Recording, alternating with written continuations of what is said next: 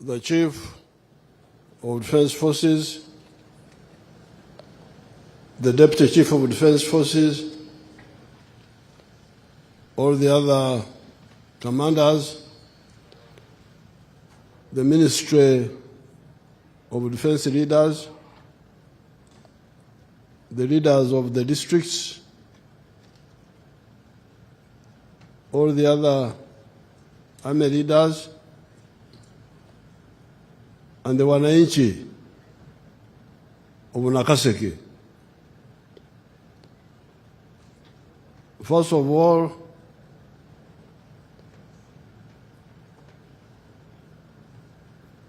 I want to congratulate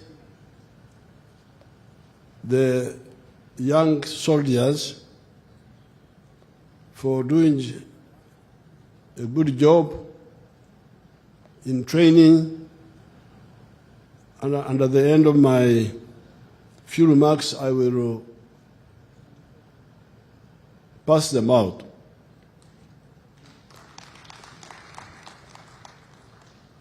I want to thank the instructors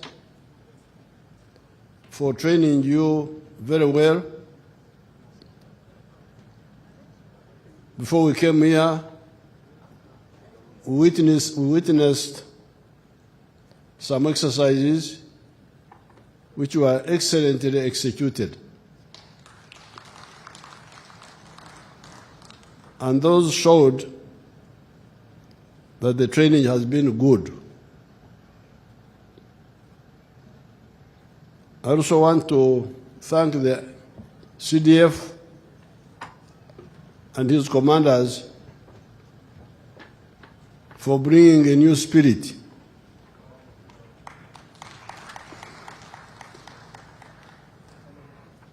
in the UPDF. New spirit of fighting corruption, which was beginning to show up in the army, and emphasizing professionalism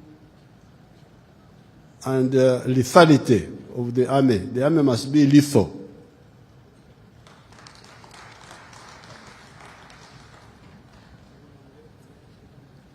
The army should be sharp, not blunt. And that's what the CDF has been talking about here. As I made the remarks when we were down there in the exercises, fighting is about two things: offense and defense. From ancient times, the spear, the arrow, and the shield.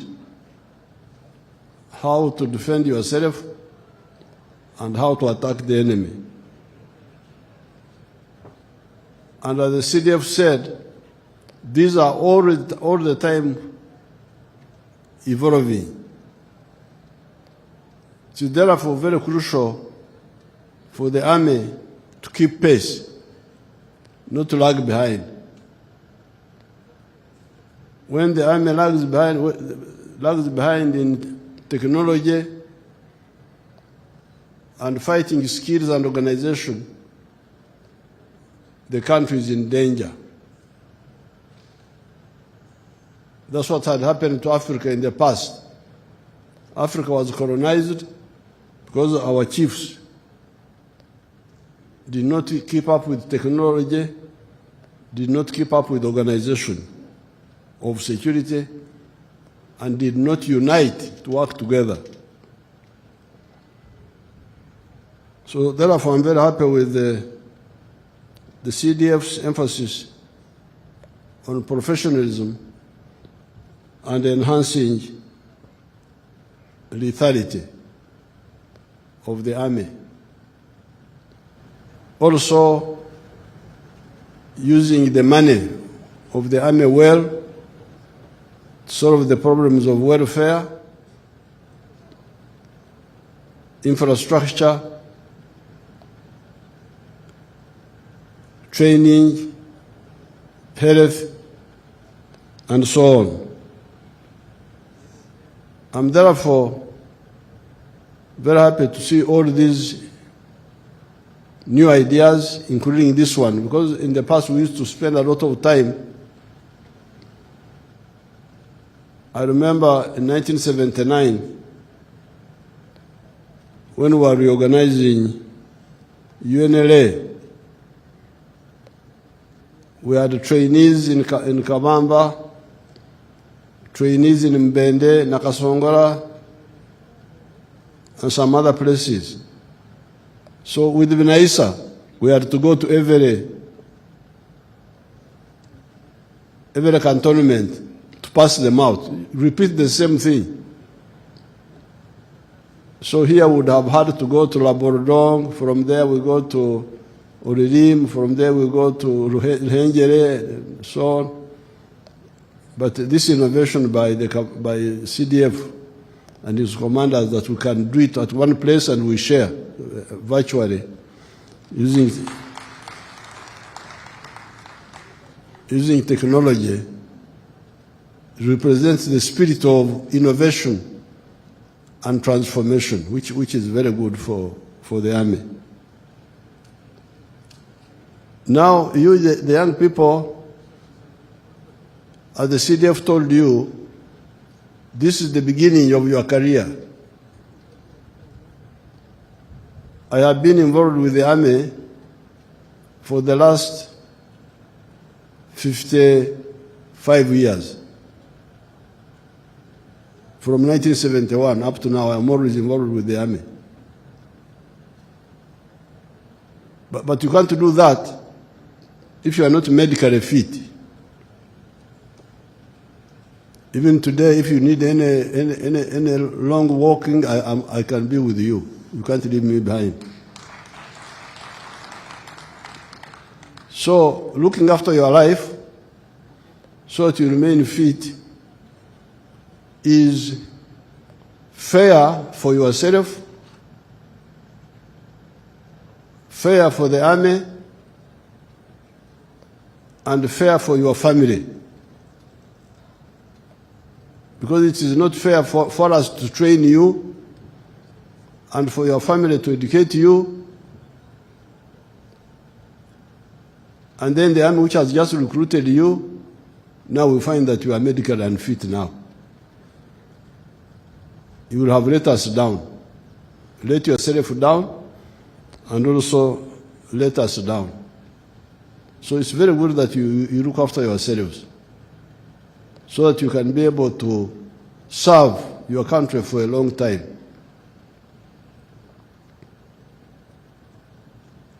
Now, when I came here, the commander briefed me about vandalism of electricity. I had heard about this, that there are people who are stealing metro parts of the electricity transmission lines.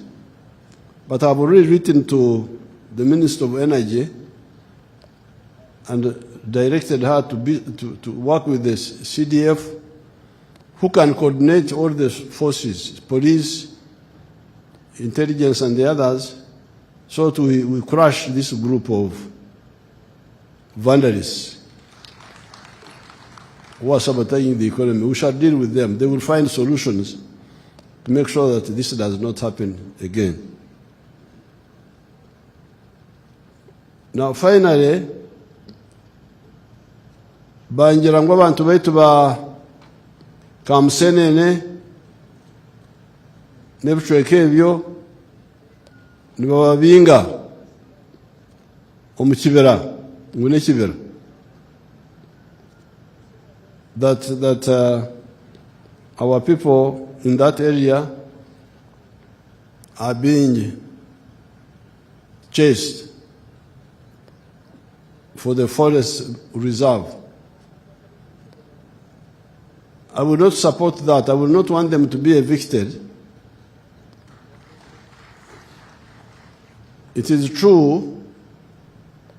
It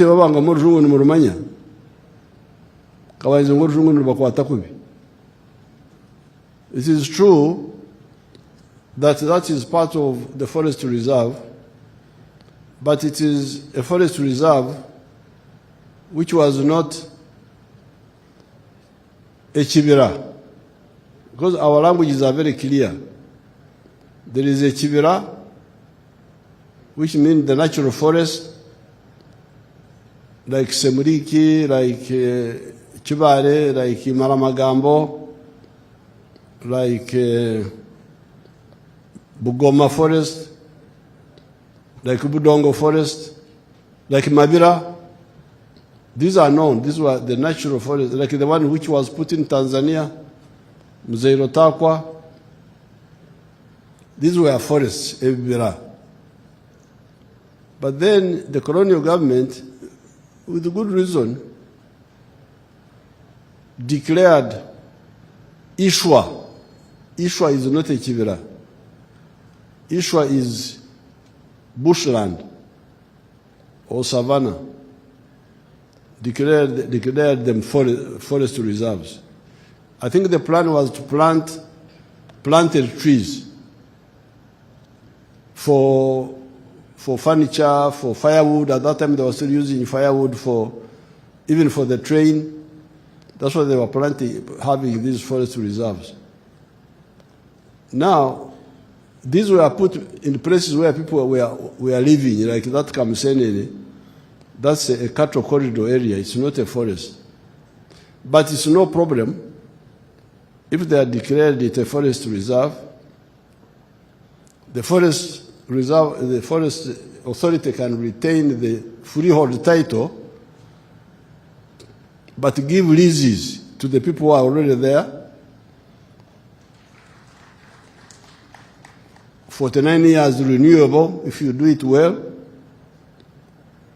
where they can do some animal, because it is mainly a cattle area, do some animal breeding, do some crops, but also plant some trees which they are told to plant, like for instance plant mangoes, oranges, because those are also plants, but they are agroforestry plants. So this is what I'm going to work on. Mbagambire bareke kwerarikirira ngulubaza ko babingamo kuba ninja kureba ngo n'abanywanisa na National Forest Authority.